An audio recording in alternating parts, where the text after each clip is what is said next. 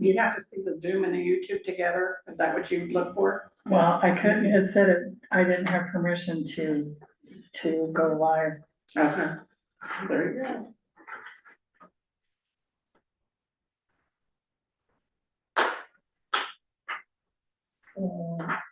Mm,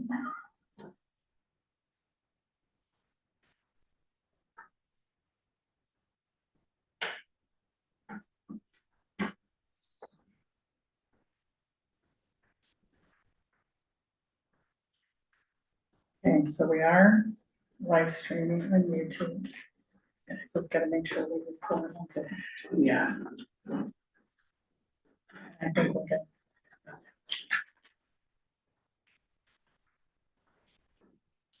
Yeah.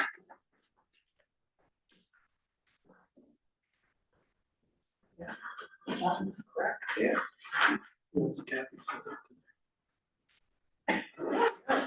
My clocks are not right on. I set mine. They have been right for 4 months. I tried to set the one in my car and it just absolutely will not. I set it back later and it's reset itself. And I'm like, okay, so it was an hour off before, now it's 2 hours off. It's like, it's not even worth it. It's not even worth it. Darn thing. It is our cell phones too, all by themselves.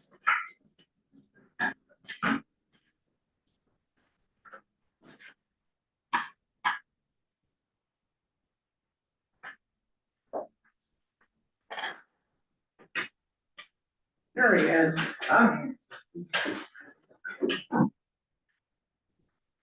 You're even early. Brought your basket too. Oh, everything's all there. Tiffany, thank you. Yes, I cannot take credit for that. Oh, boy.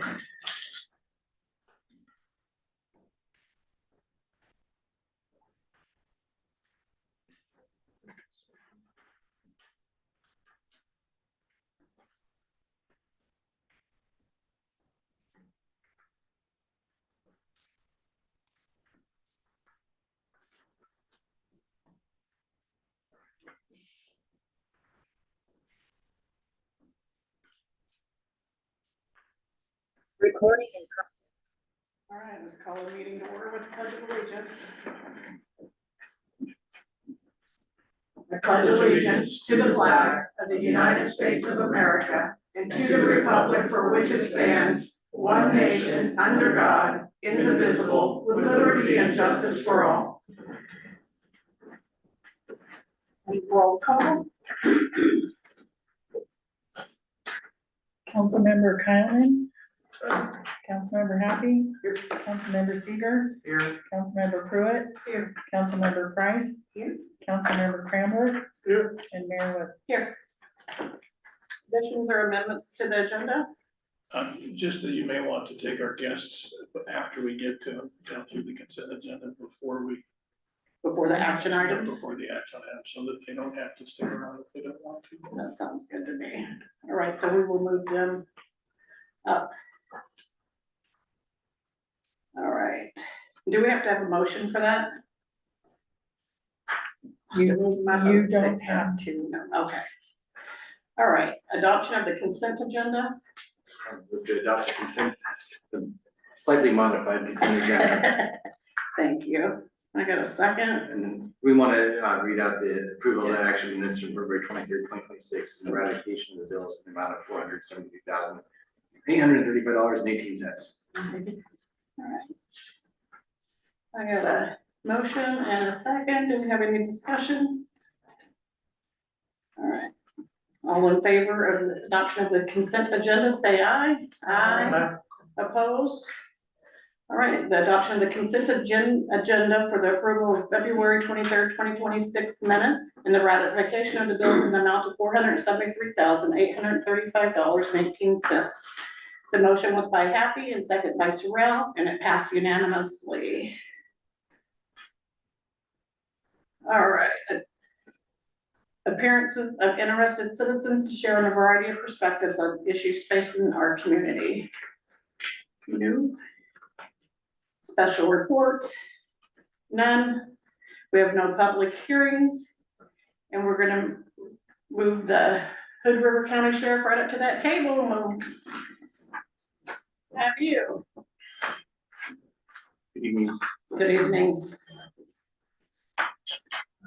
So, you forgive me if this is I don't know exactly how you guys go about this normally. It's the first time I've been asked to do a report from the sheriff's office, so I'll just kind of give you guys a little bit of a rundown of what's happening. I'd be happy to take any questions from this one. Okay.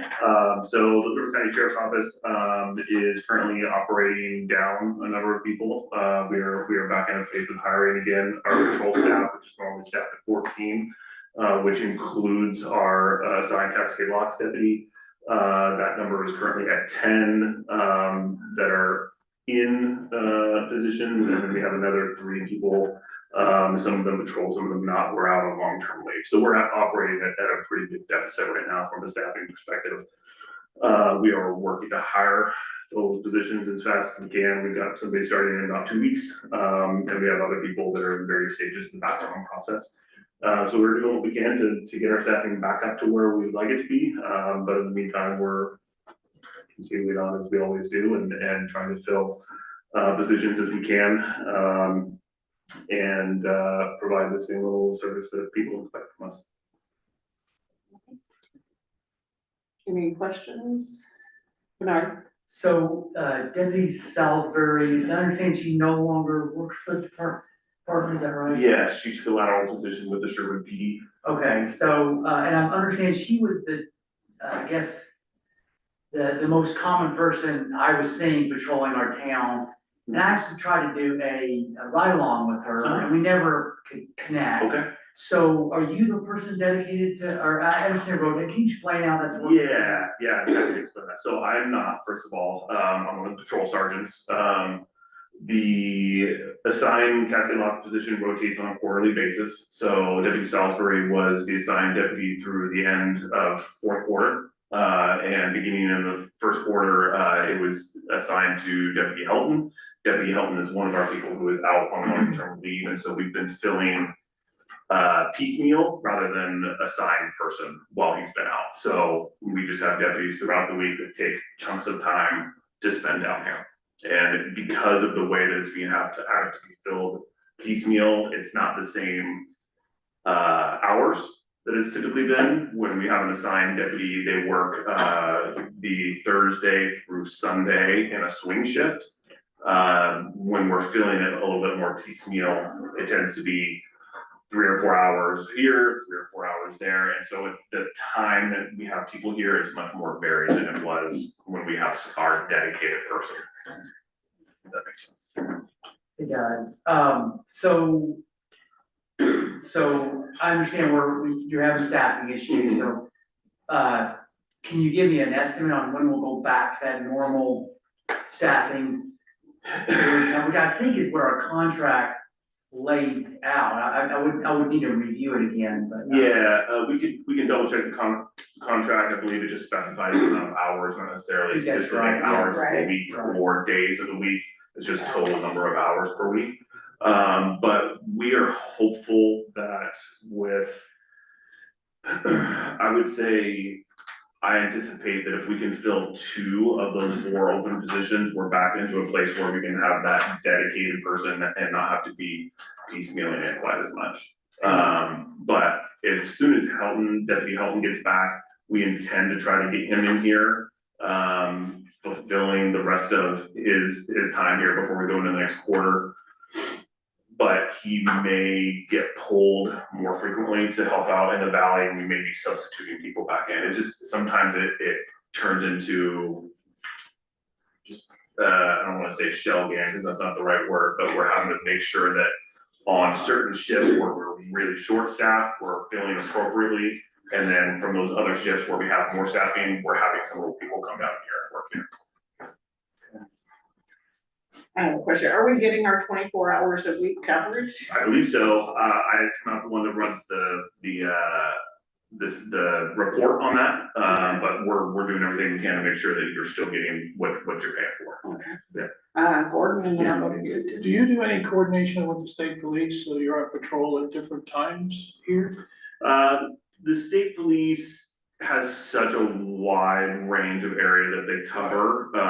We don't necessarily coordinate unless there's something real specific for a very specific event, we'll coordinate, but otherwise, you know, there are some nights where they only have one person on and they're covering, you know, a couple 100 miles worth of Interstate 84.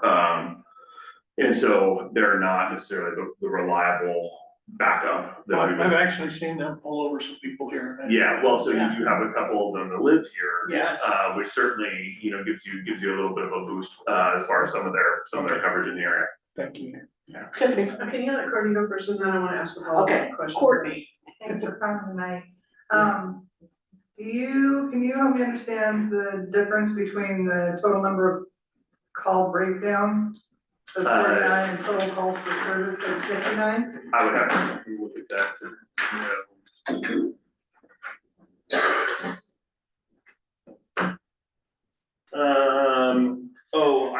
I would anticipate that really what we're just looking at here is the call breakdown is some of the common call types, but there are other call types that would go into the total. So we're Does that not make sense? being, all of the calls aren't being reported? No, so like if total calls for service in this area for that time period was 59, not all of those 59 calls for service fit into one of these specific categories. There might be a couple other outlier categories, but these are the ones that we typically like to track the most, if that makes sense. So there might be a couple of random, we have, you know, this, we've got what, I don't know, 15 or so different call types listed here. Our actual call types are like, there's like 30 of them. So there's probably just a couple of outliers and some of those other infrequent call types that are represented in the total that aren't represented in one of these. Is there a way that we could get that included? I mean, even if you just call it other, or I would be interested in knowing, you know, what's going on in the city. Okay, yeah, I can talk to them about that. Possible. Yeah. Certainly. Tiffany, So is that the same kind of report that Hood River County, Hood River County Commissioners, the council, do they get a report similar to this? Is this the kind? With regard to the county as a whole, Yeah, well, no, do they get a report for calls? Format. Yeah, do they get a report for calls that they get? I bet not. I don't think that they've ever asked, to my knowledge, they've never asked for a specific report. We give them a quarterly report, but it's not according to a specific format. Okay, and so what is the quarterly report? Is it a write-up sort of thing? Yeah, it's a little bit more narrative based and. Yeah, so this is kind of not There's no satisfying. context. It's not satisfying to me. I mean, I don't know. I personally would like to see a little bit more. I'm not really sure. Maybe my fellow counselors can help with what it should say, but I mean, at least a narrative of something, or I don't know. But that's just kind of hollow to me. I took that project on, I think when I was first on council, when it was right after Jordan was hired, I think it was after you left. It was just before. Yeah, you left, and you know, without any sort of context, it's like, what does this even mean? You know, if you don't know how it, like the trends and how it compares to the prior year and prior month, et cetera. And so we're tracking that, you know, Jordan was entering this data into a spreadsheet, but it kind of fell by the wayside. So, maybe a yearly report on the trends and stuff like that, but like a monthly report, we are paying a lot of money for this contract, and I just feel like we should get a little bit more substance out of the report, so I don't know. I don't know who would do that, who would have that discussion, I don't know. We can talk to him when we go back into agreement. Did you have something to say, Kathy? I just wanted to say that when the Hood River County Sheriff's Office first started doing that, it's because council requested it. And the council at that time refused to pay the monthly bill until they received a report. Yeah. And this report has been the same, really, Yeah, and all this time, but that's why they started. So I'm not sure that they would do anything else for the other communities, it's just we asked for it. Maybe just a paragraph at the end stating, More narrative based yeah, just. explanation of what those Yeah, numbers mean. yeah. And perhaps hours coverage, so Yes. we could see, you know, what the dedication was of employees Mhm. to the troopers. And we do have a breakdown of what the codes are, those are. Yeah, I get it. We have a breakdown of them. I get it. Okay, Bernard, thank you. Yeah, I asked our former city administrator about this a couple of times. And look, I agree with all the comments that made. For me, when, it's kind of like a performance report, right? It's like what kind of work is being done? Yeah. But then for if it's right, I guess more, you know, more value to us as leaders and council members is to understand trends. Yeah, And we generally know that many things are seasonal. So because we have a lot more traffic in the summer, typically call volume would be up in the summer. Mhm. And then in the winter, we have less, so it's even, so, but we don't have a sense of relativity like that 1 month, what is normal for, I guess, February or whatever the month you covered, right? Yeah. I don't get that from that report. Right. If there's a spike, then that should go, oh, well, what's going on out there? Is there something I should know as a leader? You know, is there something that we need to be bringing other resources or conversations about? We need to talk to my state representative about, you see what I'm saying? So that's what I think a good report would do, was to inspire those questions and conversations, so we can be the best stewards of your resources, of the public good that we're trying to steward, and, you know, be good leaders. But right now, that, we're not getting what we need to really be able to pick it apart and to have more, you know, potent and compelling conversation. Pete, Just kind of piggybacking on what Kathy's shared was when I kind of embarked on this journey to try to analyze this data, one of the things we found is we are the only city that's got this information. They could not provide any sort of data or statistics for the county as a whole because they don't track that. So that was one thing. And the second was that crime statistics are really kind of hard to analyze because it really is correlated with, you know, when you have coverage as well. So, you know, if you don't have, you know, police presence, well, there might not be any crime, you know, because nothing was, there were no cases, there was no, you know, so calls are, you know, something that they're responding to. And sometimes those lead to the cases, but, you know, sometimes they might observe something if they're here, but there's a correlation between them being here or not. So you can't just assume because crime stats are up, that means that we have more crime, it just might mean that we have more enforcement. It's just, so that's why I kind of, it was like kind of a little bit of a wasted amount of energy to put into like trying to analyze the data. I like the suggestion of more of a kind of a narrative to tell more of a story about what they saw during that month. Because you're right, there's some gaps with the data. It's really hard to analyze and understand, but I don't think it really warrants putting a ton of effort into trying to come up with statistics, because they're not really all that valuable in my opinion. and I think in that, if we're gonna do a narrative, that we should have like some type of way that we're tracking time, like if they spend an hour here or whatever, because we don't know that we're getting the coverage. Because before, when you guys had staffing problems, the sheriff actually came to us and told us that he couldn't cover us the 24 hours a week. Mhm. So I think making sure that we're getting what we're paying for is important too in that narrative. Absolutely. Tiffany, And I think, budget season's coming up, Mhm. and I think it's really important that we have a good narrative when the contract comes to us, because we've had a lot of pushback for the last couple of years, and we have to be able to justify why we wish to continue with this contract, so, I mean, so, yeah, I think when, especially when we get the contract we are. renewal, we should get a really good, report of some sort that we can say, hey, this is why, yeah. Yeah, these are, you know, great suggestions that I can take back to the sheriff. We could talk about how to provide something that's a little bit more useful to you guys.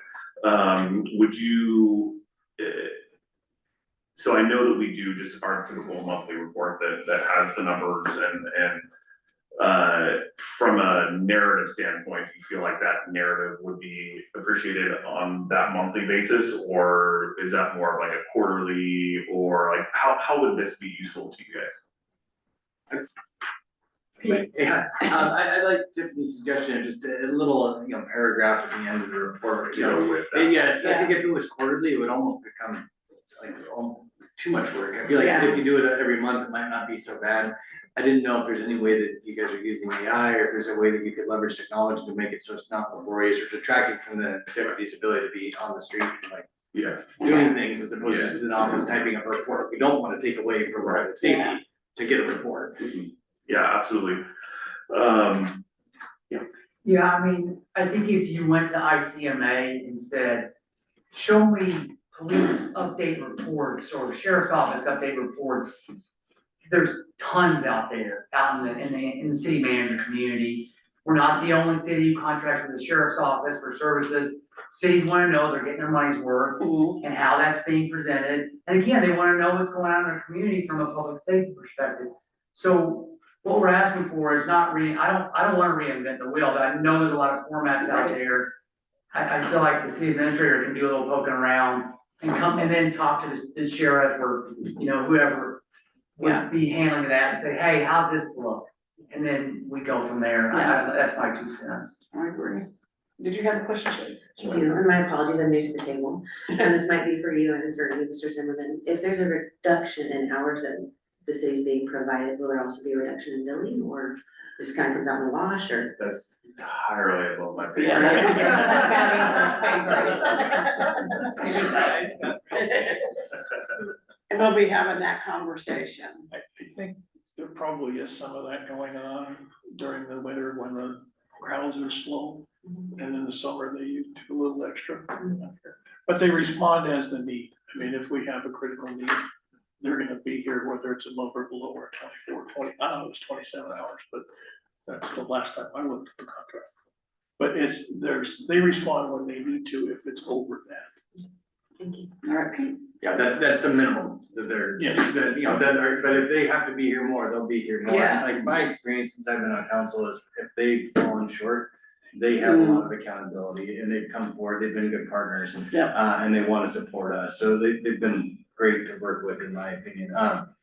Something that's come up, in council, we had a community member came and spoke before us, I think it was, I don't know how long ago it was, but they were crossing the crosswalk with their families, the car stopped to let them pass, and then another car went around that person, honking the horn and shouting out the window. Yeah. That was just one isolated case. I think all had our own experiences in town with traffic, coming off the highway 14, heading to 14 and they're going fast. Right.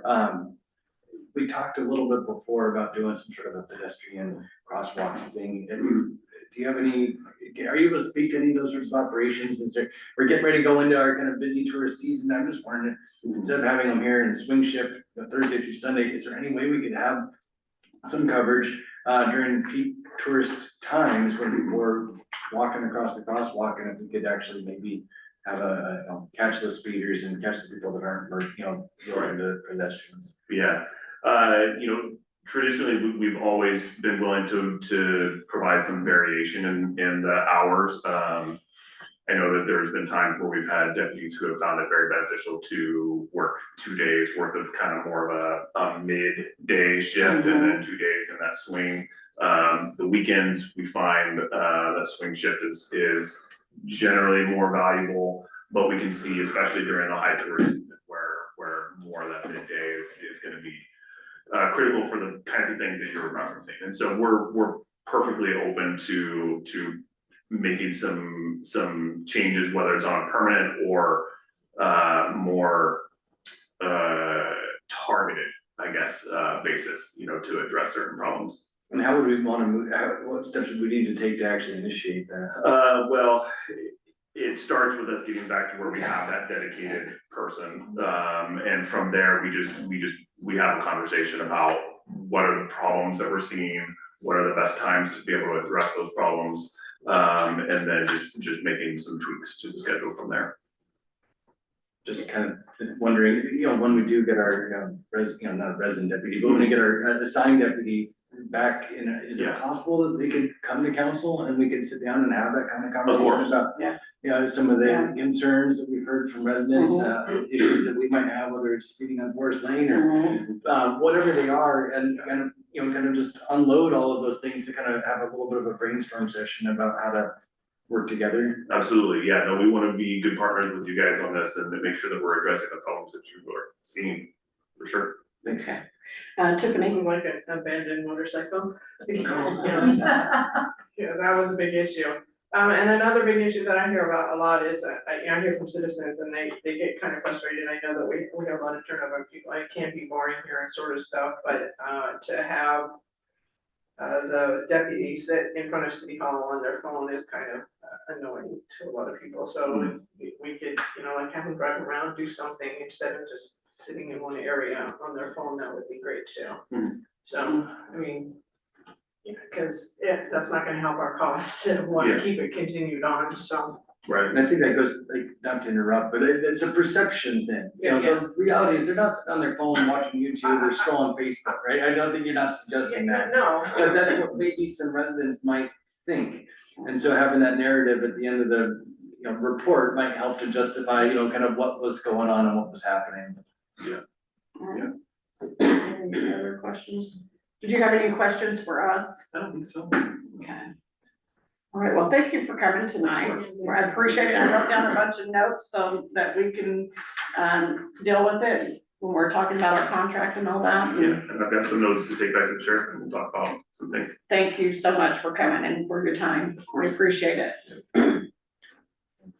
All right, now we're gonna move on to Tri-County Hazard Waste. She is on Zoom. Good evening, council. I have a presentation to share. Do you guys want me to share my screen or do you have it pulled up? Please share. Okay. I sent in a request for sharing.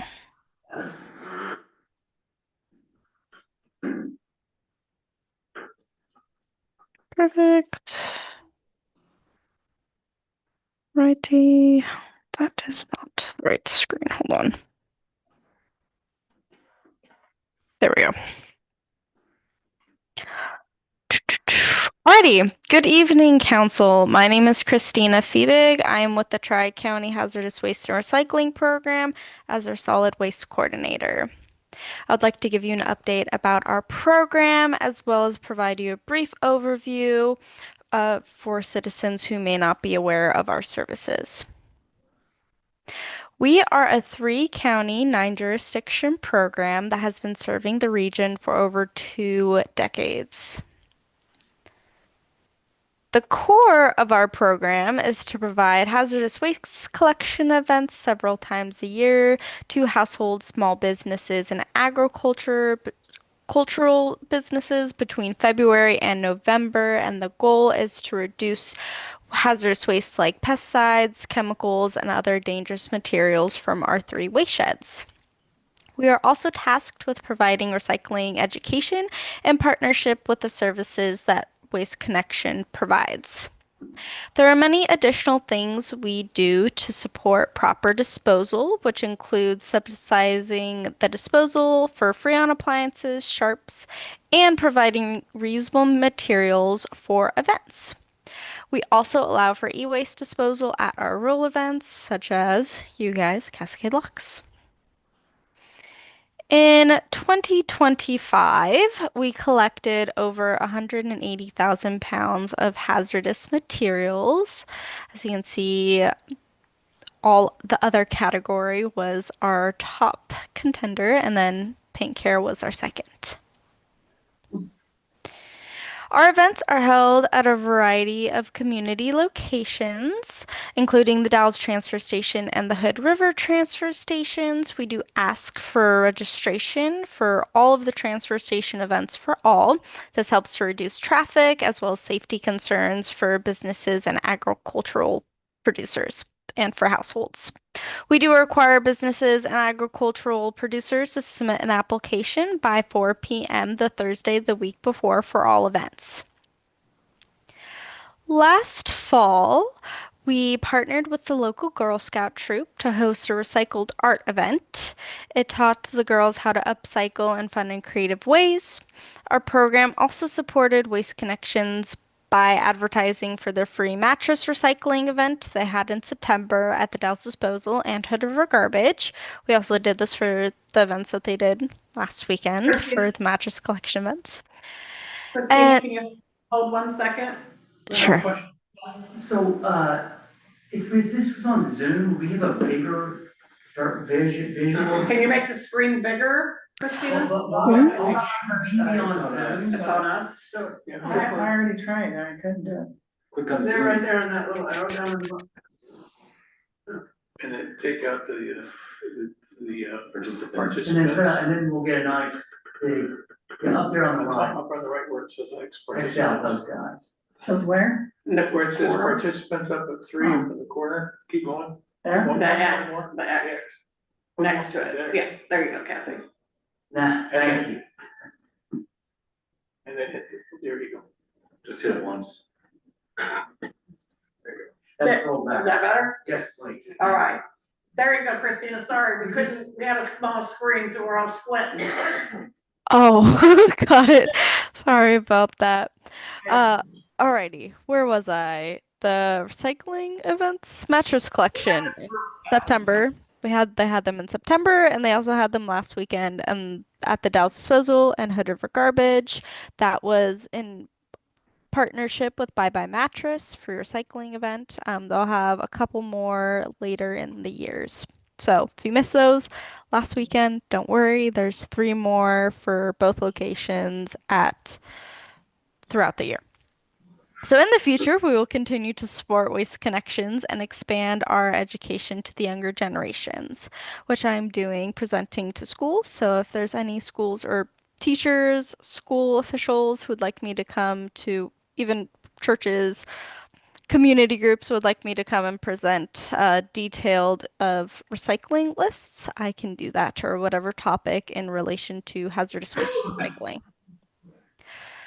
So our very next event in Cascade Locks will be June 6th, and business applications are due by 4 p.m. the Thursday the week before.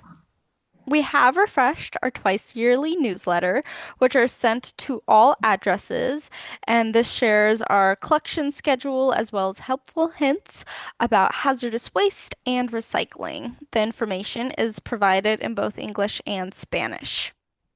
Now, the update you all have probably been waiting for, the RMA, the Recycling Modernization Act. Today, the curbside recycling pickup and drop-offs at the transfer stations accept the Universal Statewide Collection List. This is also referred to as the USCL. Recycle On is a statewide public-facing organizational company that is helping all Oregonians feel confident in recycling. So, you might be asking, what is new about this new list? For starters, Oregon has one recycling list, and this is it. So no matter where you go across Oregon, you can recycle all the same things. So for what's new for the county and our counties are plastic tubs without lids made of PET number 1, HDP number 2, or PP number 5, buckets, pails, and storage containers made of HDP number 2 and PP number 5, aseptic gable top style cartons such as alternative milk, broth, juice, and other milks, nursery packaging and trays made of HDP number 2 and PP number 5, scrap metal weighing under 10 pounds or less and 18 inches or less in length. No sharps or tangler items are allowed. You can remember for bottles, if the lid screws on, leave it on, and if it snaps, it's scrap. So that's particular for buckets and jars. Jars are okay. Glass jars need to be no lids and a separate container. So no bagged recyclables and no plastic bags or stretchy plastic of the sort. So everything else is pretty much the same. So make sure the items are rinsed, dried, and cleaned before recycling. The items that were taken off our list, aerosol cans and tinfoil. These two items are no longer accepted. Aerosol cans, if you're worried about throwing them in the trash, bring them to our hazardous waste collection events. Clamshells and shredded paper still continue to be our greatest source of contamination, so please leave those out. So, you might be wondering what your role is in our organization, and it is to appoint a steering committee member. We meet quarterly. Our very next meeting will be this Wednesday at 9 a.m. We meet Zoom and in person, or Google Meets and in person. And the committee approves budget, work plans, and partners with our staff to promote the services and the program. Your staff may also participate in the annual DEQ watershed reporting, which our staff supports. So, whoever you would like to appoint to our committee, we would be happy to have them. We are looking for a committee member from Cascade Locks. So, feel free to reach out to us, Instagram or Facebook. I make fun educational videos, trying to reach a broader demographic through that. You can also reach us by phone and email for any questions, and our website also has a lot of resource. Is there any questions I can answer? Okay, so I noticed, that in communities around us, there is, fiber recycling. Is that anything that's going to be on the radar anytime soon? Not that I'm aware of. I can check with our haulers, but I have not heard of fiber recycling recently Is that like in our clothing? counties. It's like, Old Town, I mean, things that are not, reusable, but can have fibers. Yep. So those types of materials are not on the USCL, and I do not believe they will ever really be on the USCL just because it is written into law. But I know you can just do, Facebook Marketplace and all of the all of those Yeah, no, businesses. but I'm talking beyond their useful life, once they're not done, but there's still some fiber left. I think Gresham does it now, I think I saw Gresham does it, or Multnomah County does it, so, I mean, there is that. Otherwise, it just goes to the landfill, Yeah. there are uses for it, so, yeah, Yeah. alright, thank you. Bernard? Yeah, and some stores do that as well. I wanna say some apparel stores. I've taken like old jeans that, again, they have holes in them. And they have a way of using those fibers for new products, so just keep your eyes open. A few other questions. Can you tell us how mattresses are recycled when they come to your facility? What do they do with those? So Hood River, so Waste Connections, they don't recycle them. They take them to Bye Bye Mattress. They partner with Bye Bye Mattress, and they'll, from my understanding, will take the mattress, break down the mattress, and they'll box springs. I believe they do kind of scrap metal, and then they'll repurpose the cushion part of it from what I recall from their presentation. Okay. Did you have another one? Yes, please. So, when paint gets brought to you, do you guys have a system of like making, new paint from old paint? I know Metro had a system, actually, I've heard they shut it down. But what do you guys do with paint that's, could be perfectly functional, but just, you got half a gallon of red can of paint, you don't know what to do with it, so you don't wanna throw it, in the river. So do you guys do stuff like that, where folks could go and get paint if they have like a simple project, they need black or a very simple color? Do you guys do something like that, or are you guys exploring that? We work with the Paint Care program. So the program you're referring to in Metro, they still have their facility for processing the paint, and they're not doing it for the public, from my understanding, but I believe they are still recycling the paint. We do work with the Paint Care program. If people are looking for, just little jars, I would suggest the Gourd Rebuild It Center in Hood River. I know they have a paint shed there that you can get paint from. But besides that, we personally don't. We do contract our hazardous waste collectors out. So we work with a company called Clean Earth, and they have their mobile truck. They come in, we do the collection events, and then they take the material out. And they'll do the e-waste cycles program, they do the paint care program, and then they usually process all other hazardous material. Does that answer your question? Humanity is a good one for that kind of stuff. Yeah, good. Okay, so the last one, just for council and anybody who's watching, help. If you have metal pieces that are greater than 12 inches, you can recycle them at the Gordon River Building Center. They have a big metal recycling bin, or the Hood River Transfer Station. Please recycle those things. Making metal from raw materials is extremely energy intensive.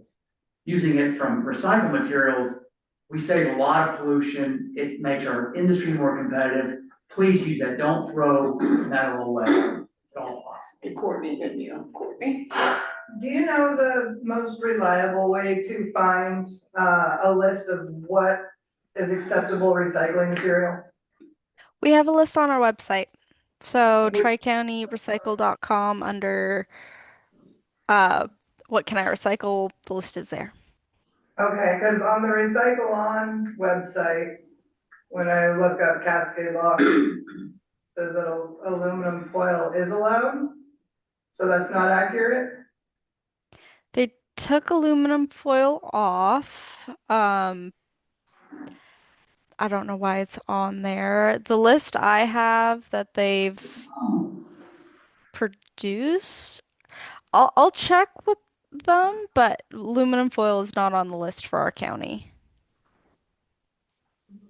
So you're saying that you guys definitely have a fully updated and comprehensive list on your website of what's allowed to be Yes. recycled? We keep our website up to date for what is recyclable. All right, Sharon. I just wanted to add to what Mr. Seeger said, the metal recycling, I think at our dump days that we have twice a year, Yes. there's a collection. Another So time. you don't Thank have to- you don't have to drive anywhere, you just take it right here to dump days. Yeah. Anybody else have any questions, comments? No comment, I just, Gorge Recycle, I just saw recently that they are struggling, so I really hope that people do utilize them because, it is I think they're important to keep around and be able to be a resource to use, so. It's wonderful. Yeah. I swear by it. I've got so much stuff in there. All right, Christina, did you have any questions or comments for us?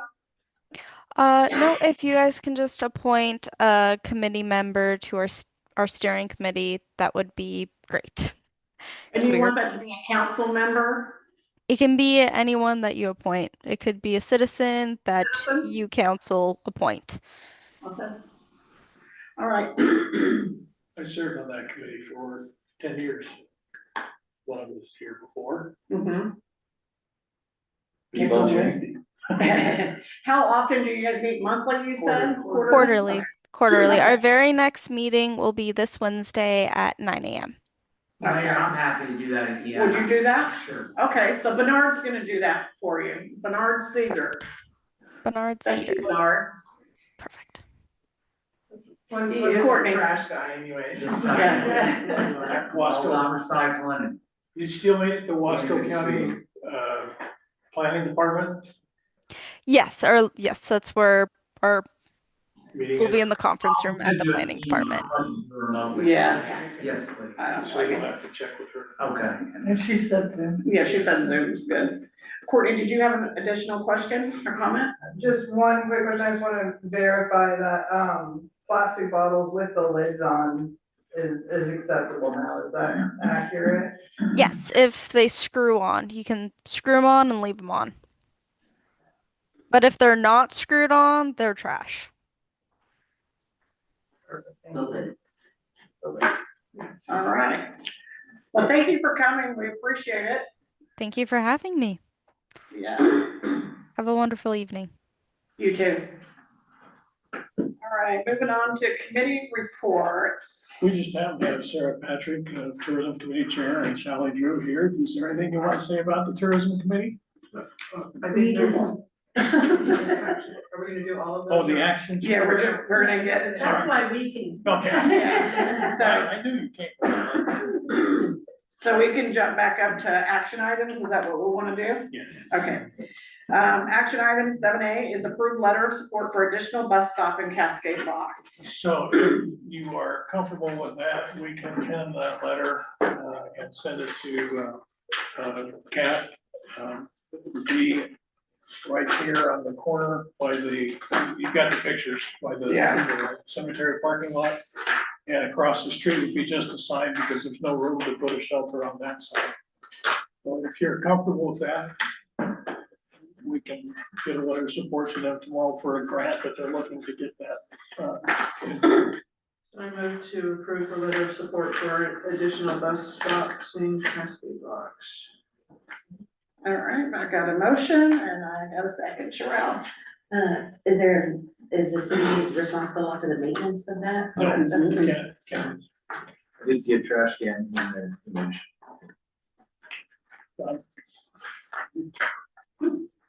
Courtney. How many parking spots are they planning on taking? I don't know that there is one on that corner.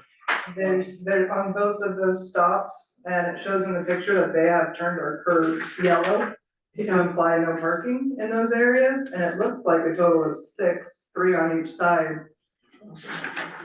So I wasn't sure what the, I know they have to have room for the bus to pull in. So whatever the distance is that in front of Thunder Island, it could be the same distance, so. If it's 50 feet, that's 2.5 cars. I mean, this picture, the first picture Yeah, I see that. on the westbound lanes shows that entire block, and that's, Yeah. 3 or 4 parking spots. I would like a number, Okay, because we have all addressed concerns about parking. How many feet they plan on the yellow line being, How many right? parking spots they plan on removing to allow for their bus. That'll be ODOT's call, right? yeah, it's the state highway. Just saying, I think they have to have approval From ODOT. from ODOT to do whatever they're Right, but gonna do. they're looking for a letter of recommendation or a vote of recommendation. Yeah, just so they can apply for a grant to possibly do it. So would we be involved in more steps after this? I mean, are they just saying that we're exploring this, or are they saying that? They're going for a grant to do it. So, like, ODOT's involvement, they will have to get ODOT involvement on the approval of that too. And Tiffany, Well, so I'm assuming your question is it gonna come back to us before it happens, or once we make this, this recommendation, it's. I think this is just a letter so they can apply for a grant. But then do they have to come back to the city for approval? Probably, They did when they did the one by TIV. yeah. They had to, or They did come to council about that one. do they have to?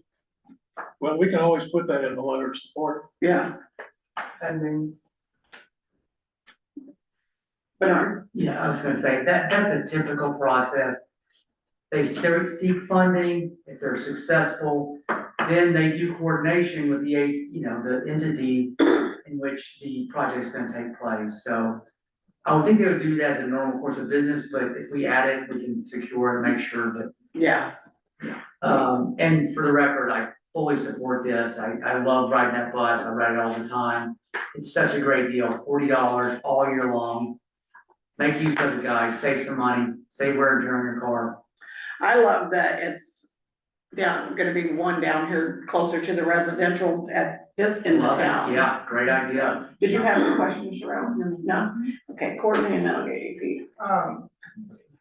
Sorry, I lost my train of thought. Okay, I'll get you, Pete. So, again, I appreciate the different perspectives we have around this table, because I'm looking at the trash cans and thinking, who's dumping the trash cans? And you're looking at the park. So we all look at things a little bit different, and, my thought on the parking, it seems like people are more willing, they don't wanna park on this side of town, they wanna park unregulated before they're gonna park on this side of town. that's been, I think, the issue we've had with the residents, but I guess the issue is if there is no on-street parking, then they're gonna overflow into the neighborhood. But I am also concerned though about, I think trash cans are great, but again, is that then become, it's like Overlook Park, now we gotta have to dump these trash cans. We empty the ones by TIV. So, I mean, we empty them all up and down the street, Yep. including the one by Eastwind as well, yes, so. exactly. Actually, I take that back. The Eastwind one, they dumped themselves because that one's full of, cause I brought that up before, it was all full of Eastwind garbage and I That's asked about it. And they dumped that one, but the one from the walking path Marine Park, that's on us. So in any case, I think more trash cans are great. I like having trash cans, I love them in Hood River, but it's never more than a block away, you can go and throw away garbage, I think it helps to reduce the litter.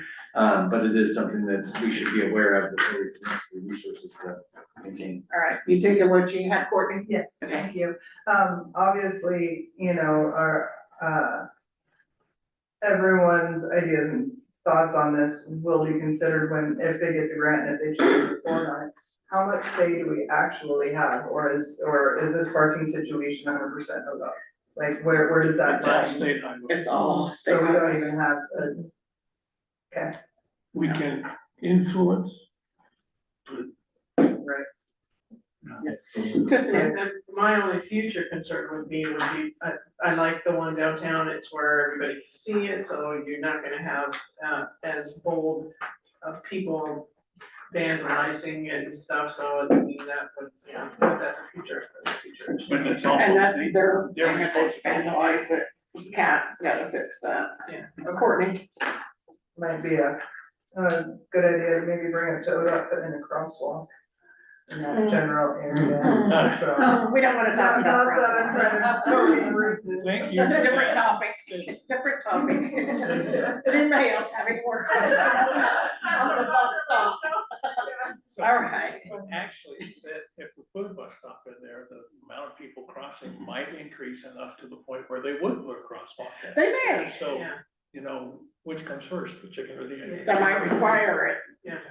So I guess, without getting into specifics, but I guess, what is the process for getting a crosswalk? Do they do a traffic study? Yes, they do a traffic study and a traffic count, and even though they do it on the weekend, so they miss all the kids that are walking to the school.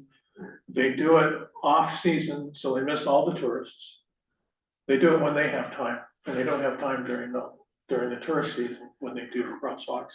When we repainted Wanapa, they put in crosswalks all the way down the street. Remember that, Tom? Yeah, we had to remove a bunch of them. And then they came back and said, oh, we didn't have permission to do this one and this one and this one and this one, and they came back and they took half of them. And I was going, no, don't do that. But, there's a minimum, when they measured this one, again, this was 4 or 5 years ago, there were 9 crossings in a 24-hour period to cross the city line, which is not enough to generate a crosswalk. How do they measure pedestrian crossings? Sit there and watch. Oh, so they actually have somebody out there physically. See. And is this something that will be included in the TSP? I mean, will they do any good Oh, analysis? Probably not that, down to the crosswalk level, I don't know. All right, so anybody have any more questions or things for the bus stop? I was just gonna make it funny, next time we can hire crosswalkers. All right, so I have a motion on the floor.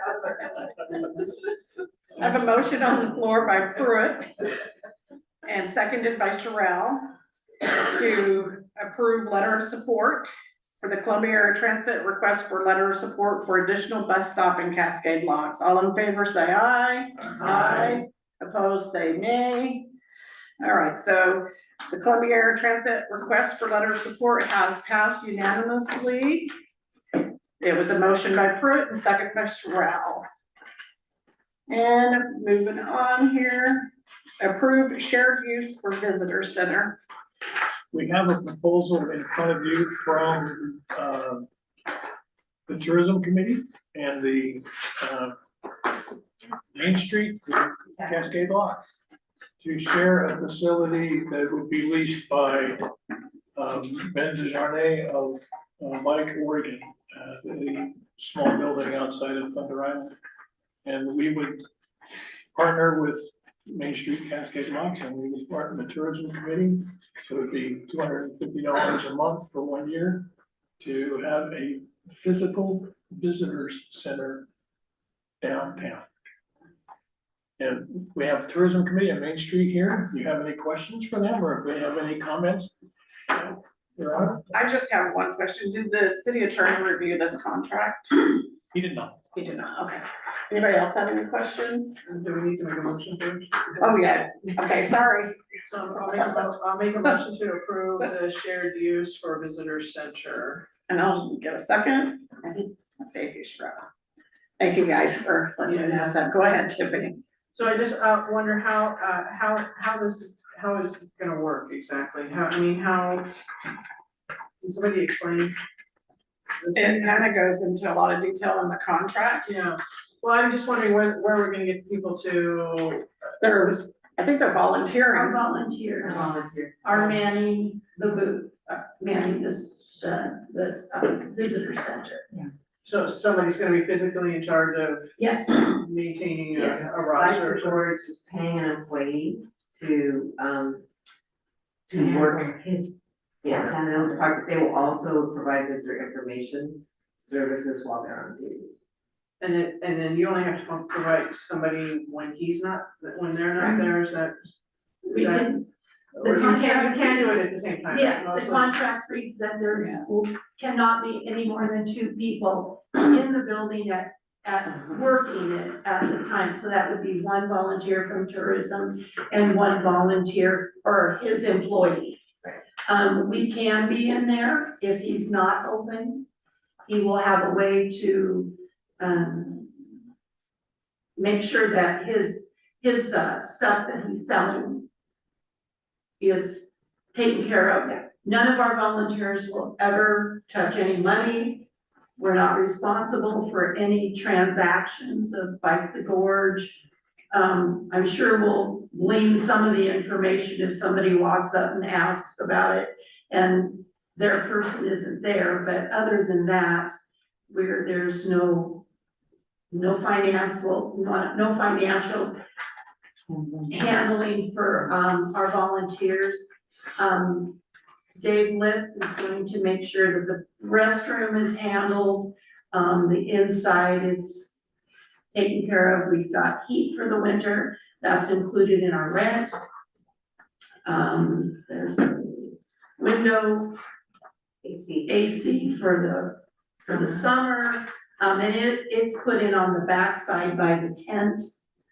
So it doesn't interfere with people coming up to the window and speaking and talking.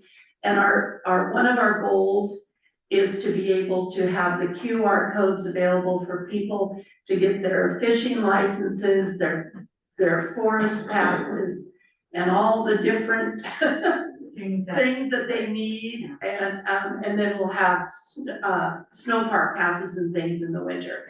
But that will all be QR codes that they can scan and handle on their own with their phones. Yeah, and this is where we agreed to a 1-year contract with them, because our big goal is to come uptown. So this will be a temporary until we can get. We kind of have, it's nothing on paper. But with getting this going, have a 5-year goal of having a stationary, permanent walk-in visitor center. Which is our goal. Yeah, But for now, we just would like to be uptown and easy access, and Ben has agreed for signage for us and the sandwich board. and we got a sandwich board, and then, Brochure. we have a line item that will pay for everything, pay for what we're asking for. And as far as we know, we've got the budget to move forward, so. And we do know that the city attorney does have to look at He won't have ever gone. the contract and make sure that everything's kosher. Good, do you have another question? Yeah, so I'm still trying to wrap my head around this. Okay, it says that, the Bike the Gorge is gonna have their regular operating hours from 10 AM to 4 PM Thursday through Saturday.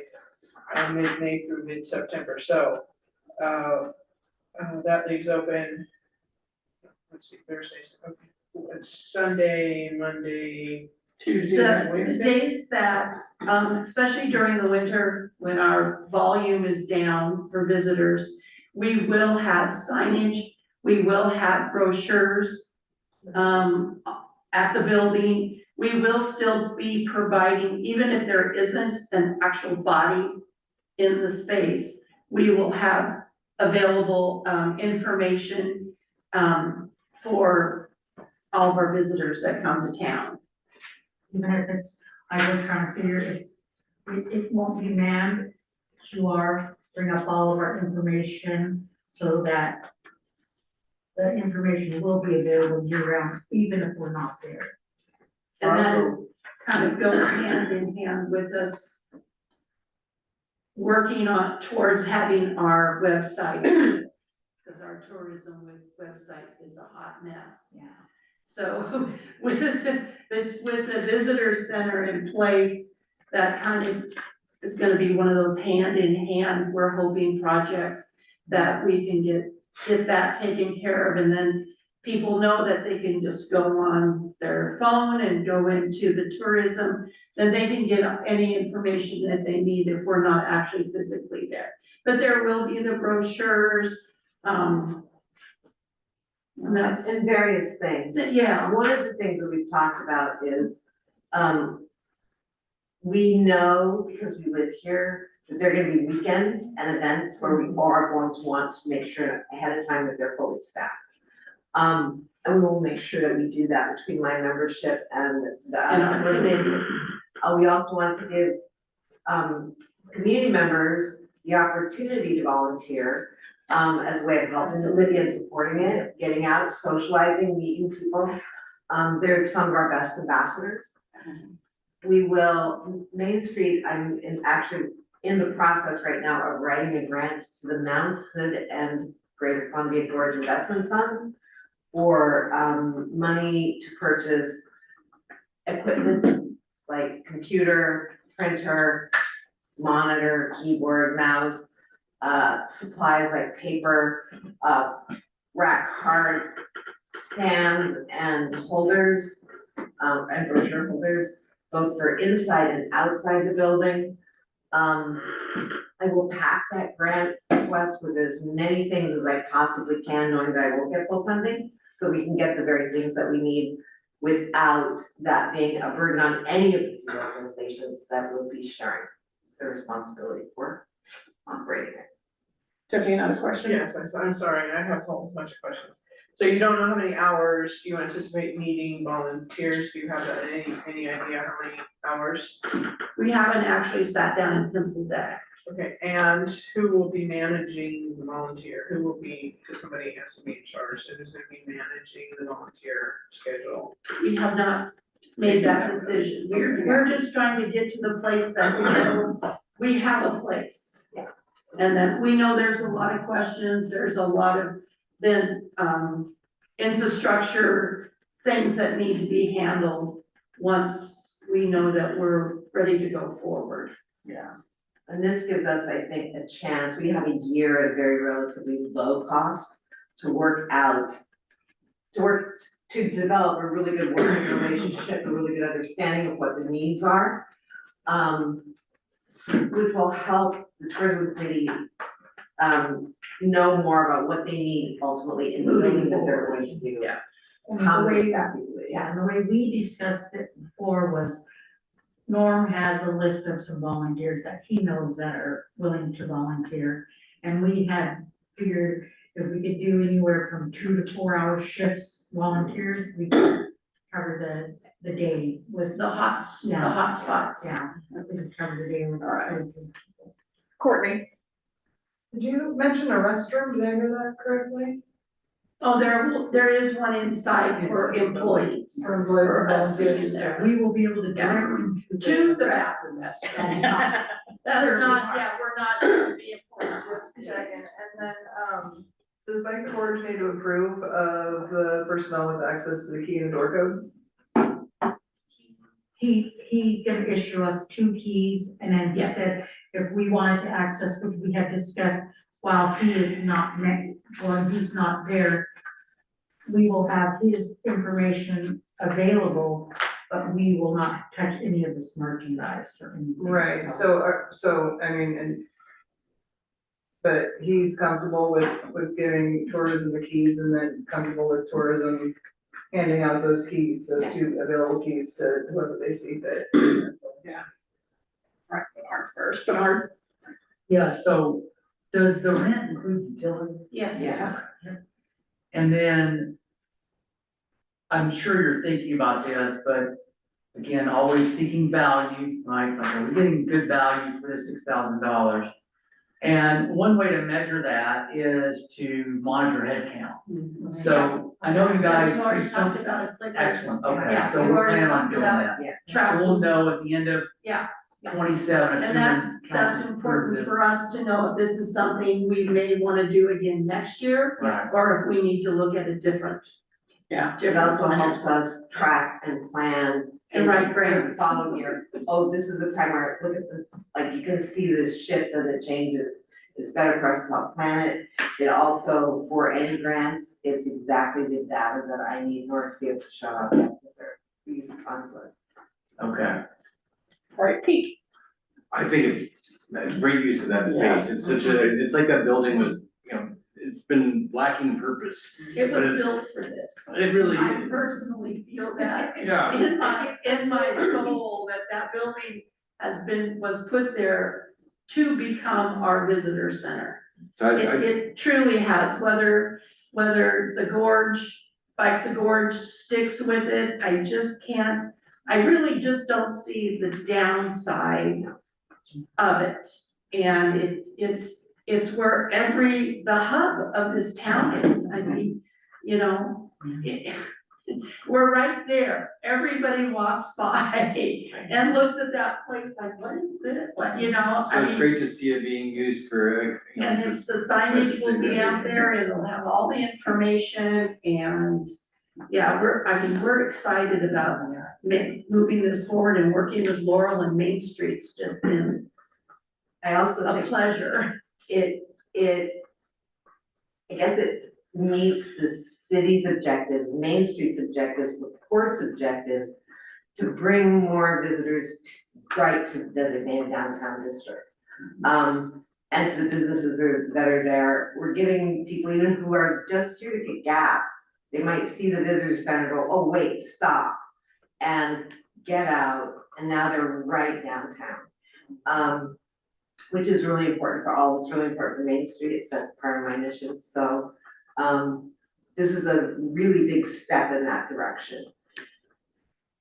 So, I'm excited that you're excited. I think that's really, I hear your passion, and that's really great to see, you know, our tourism community feeling like, well, you got a goal, and here you figured out a way to try to move towards that goal. So that's really energizing to hear, and it's great to see. The clarification, I think we heard 6,000, but we've also heard 250, so it's 250 is to the city, correct? And then Correct. 250 per month is paid by Main Street Cascade Lots. Oh, and my executive committee, authorized, And- we're on board. Yeah, and we talked about, we would just do a single payment, we wouldn't be making a monthly payment to them, to Ben. And then my only other comment I was gonna make was if you have a large pool of volunteers and you're providing this access code for people to get in there, get a camera, just so that. Oh, yeah, there's been. Is that on the there's list? been talk, yes. Yeah. Yes, inside and out, yes. Just to protect you and, Oh, yeah. that way there's never a question about where did this thing go and. Ben would be carrying insurance that is required for him as the leaseor from Dave Lips. And then we're just subletting our space. We've also talked about, doing training for anybody who volunteers there and, how to dress, how to deal with the public, providing aprons that have either Main Street logo or the city's logo on it that says, Who we are, who we are, volunteers with name tag. Because those are interchangeable, really easy to clean. And, so we're not gonna let anybody who just comes up and says, hey, I want to work here. We're not, Show up. yeah, we're a We'll little. be doing a little screening. Yes. Courtney? So and I don't know if this is my business, does Bike the Gorge have a lease? Yes. He's the He's the lease. Right, so how long, what 1 is year. their lease? We're doing 1 year. We're doing 1 Yes, year. he's but doing what- 1 And year. he's actually doing 1 year also, just with Dave Lips. Okay, so is It's he from- open and operating? He will be. He will be, In the yeah. contract, it tells you the hours and It tells days. us all. He will only be there through the end of peak season, through the end of Yeah, yeah. October. At which point it will become incumbent upon our two organizations to provide staffing and to work out a schedule. We should know by the time that peak season's over, where we stand, what we wanna So what do. does that do with our subletting status once they're not in operation? Then we would need to either renegotiate with Dave. We've actually kicked around. I mean, it is just the big dream in a perfect world that we would purchase the building from. I guess I'm just Under- trying to understand this, the 12 months, the 12-month lease, this 1 year lease that we're getting into, when does that start and stop? May 1st Yeah. and April 31st, And it's next our year. contract. May 1st, April 30th, and so. And Bike the Gorge is going through September? Yes, but he's leasing it for the year. But the contract he has with Mr. Lips is through the full It's year. May through May. Yeah, so- Or May through, And- May 1st through April 30th. And our sublet agreement with him is for the full year. Okay, So perfect. I was we trying to picture if there was an overlap, Oh. but I see it's all right now. Yeah. You're welcome. Bernard, did you have another question? No? Anybody else? Jerome? No? I just wanna say, from my experience of having a business on Wanapa, I felt like I was the visitor center, so I feel like you guys are gonna get a lot of people in there because you got all the people that are going to TIB that maybe didn't know that we even have a city park that's so lovely, which is, that's what I found out. That you'll be able to tell them about our town and do all that, because technically when people come here, they think all our town is the street. Yes. Yeah. I found, they don't know that we have a beautiful park down Oh, there when I and was at all of Iron that, House, so, I agree with you 100%. yeah. Well, you go down in Marina. Marina, I Yeah. said, well, yeah, you've got a beautiful waterfront, and then they would just be, I said, well, it's only a couple blocks. I get Yeah. all, I get all the time with the bridge. They said, Yeah, how do And you you're get out of right. that beautiful park down there? When they're crossing the bridge, they see it, but they have no idea. how to get there. Yeah, so I think you guys will do really good and you'll find that you'll be clicking along. I hope so. I hope that you're clicking. If you'd like to promote also, we'd like to do pamphlets for the campgrounds and the motels to make them lodging. For lodging, yeah. You guys stay here, they got barbecue pits, they got a playground, they got a gift shop. Right. The last question I got, Okay. although I can't promise anything, because then you say something that makes me think something else.